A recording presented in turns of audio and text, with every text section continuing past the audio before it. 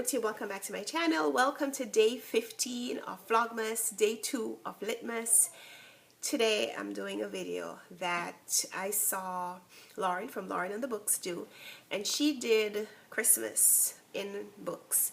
She spelled out the word Christmas using titles from her TBR. And I have a lot of books on my TBR. There's a lot of books that I bought this year that I plan to read, or books that I received that I plan to read and I just didn't get to this year. I'm still hoping that I'll be able to read a few of these, at least a few of these, before December 31st, 2017.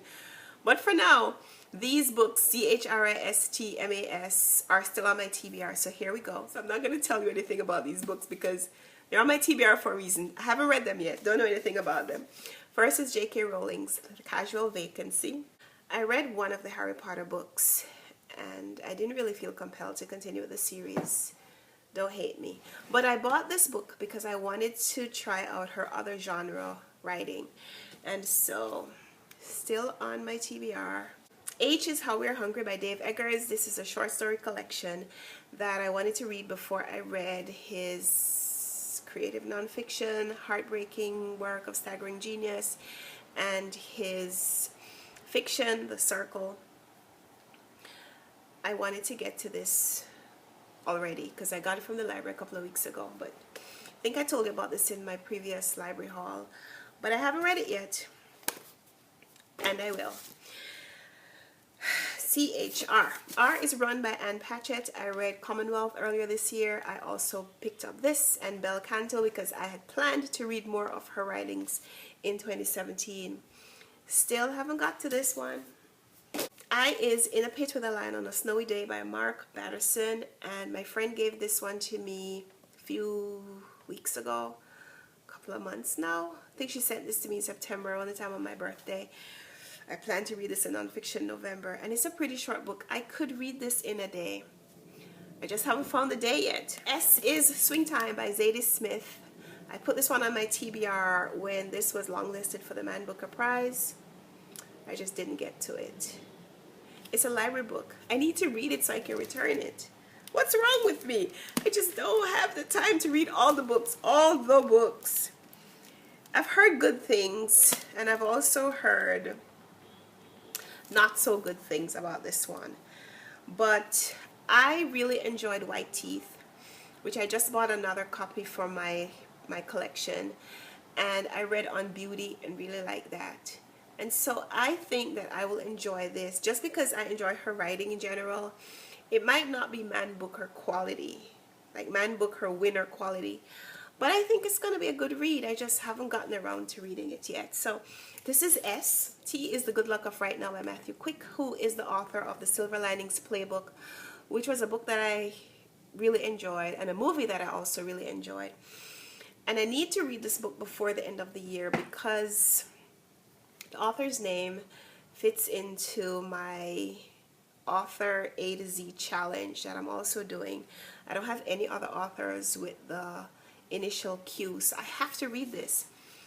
For now though, I haven't. This is the one where the main character's mother dies and he starts going through her underwear drawer and finds a letter from Richard Gere.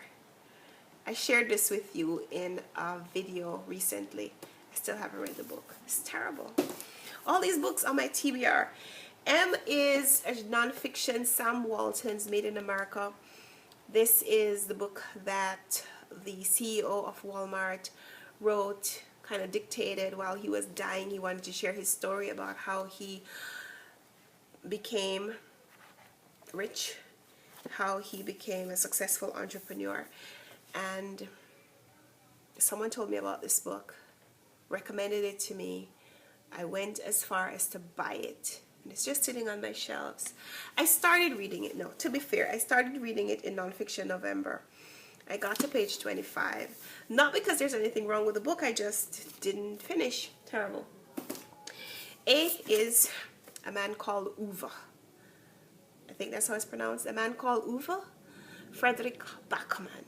I plan to read this before the end of the year, but I've pushed it to my January TBR because I'm choosing it for a category of translated books, because Frederick Backman is from Sweden. He's from Sweden. He lives in Stockholm. So, Fredrik Backman is from Sweden. He's Swedish, so this book was originally published in Swedish. Is that the language of Sweden? So, I'm going to be reading this for translated fiction. And the last one is S, Super Freakonomics by Stephen Levitt and Stephen Dubner. I have read the first one, which was just Freakonomics. And I've read parts of Super Freakonomics, but I've never read the whole thing from cover to cover. I put it on my TBR for Nonfiction November, but I wasn't able to get to it. And I mean, these are books that I could read in a pretty short time. It's just that there's so many books hanging around that I just haven't been able to get to. So that is my C.H.R.I.S.T.M.A.S.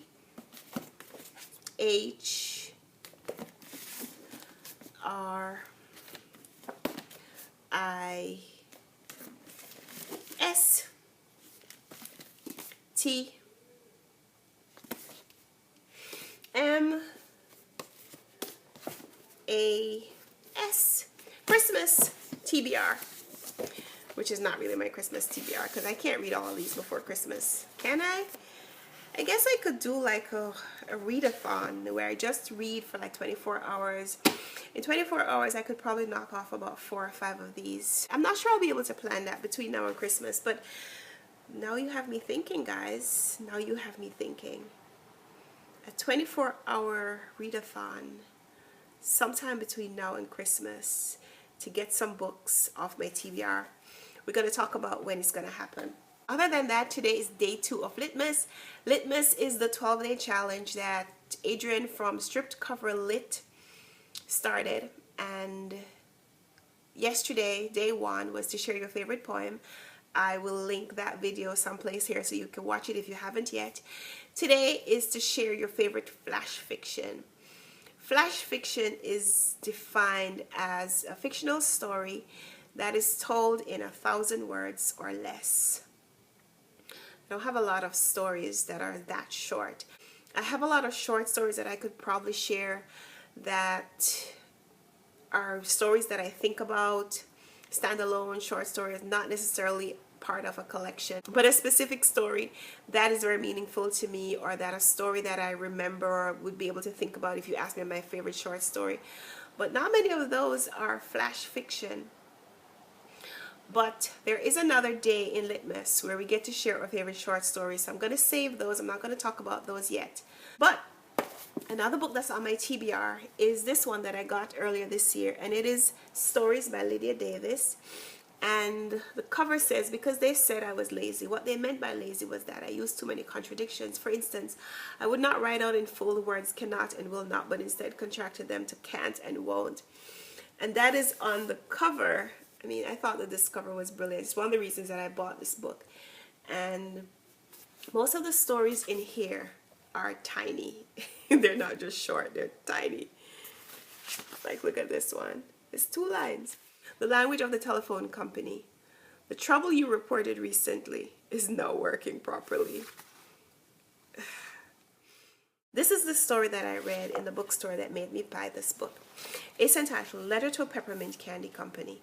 Dear manufacturer of old-fashioned chewy peps, last Christmas when my husband and I stopped in at an upscale country store that caters to weekenders as well as locals and has a lunchroom off to the side, and which is run by a couple who bicker constantly and snap at their help. After we had had lunch and were browsing, before we left, among the displays of packaged and freshly prepared gourmet foods, we were attracted to the festive bright red canister, what you call the tin, of your old-fashioned chewy peps peppermints. I love peppermints, and when I read the ingredient list on your can and saw that these were made without preservatives or artificial flavors or colors, I decided to buy the peppermint since it is hard to find pure candies. I did not ask the price of the can because although I realized that in that particular store it would be expensive, I was willing to be a bit extravagant since Christmas was coming. When I went to pay though, I was shocked at the price, which was $15 for the canister of peppermints. Net weight 13 ounces, 369 grams. After a moment of hesitation, I bought it anyway, partly out of embarrassment in front of the impatient and unsmiling young woman at the cash register, and partly because I did not want to give up those peppermints. When we got home, I read your tongue-in-cheek warning on the can about letting the peppermint soften in one's mouth before biting down. You said your teeth will thank you. Well, it is quite true that the peppermints appear soft, but then have an iron grip when one bites down. When I did eventually eat one, I chewed cautiously and with great difficulty. The candy was quite awkward to hold in my mouth since it kept sticking to one tooth or another. I will say right away though that the taste was excellent. What I am writing to you about is not the taste or the difficulty of chewing the mints, but the quantity of mints in the canister. When I first opened it, before I ate any of the peppermints, I noticed that it did not seem to be very tightly packed with candies. They filled it to the top, but loosely. I looked at the ingredients list again. I saw that you reported a serving size of 6 pieces and then specified that there were about 12 and 1/3 servings per tin. I did the math and calculated that the tin should contain about 74 pieces. Frankly, I did not think there were 74 pieces of candy inside. After I pointed this out to my family, we decided to place the bets on how many candies there were and then count them. My bet was 64 pieces. My husband, being more trusting of your claims, bet that there were 70. My son, being a teenager and more daring, bet that there were only 50 pieces. Well, I counted them out there on the dining table, and who do you think won the bet? I'm sorry to say it was my son. There were only 51 pieces in the can, or tin.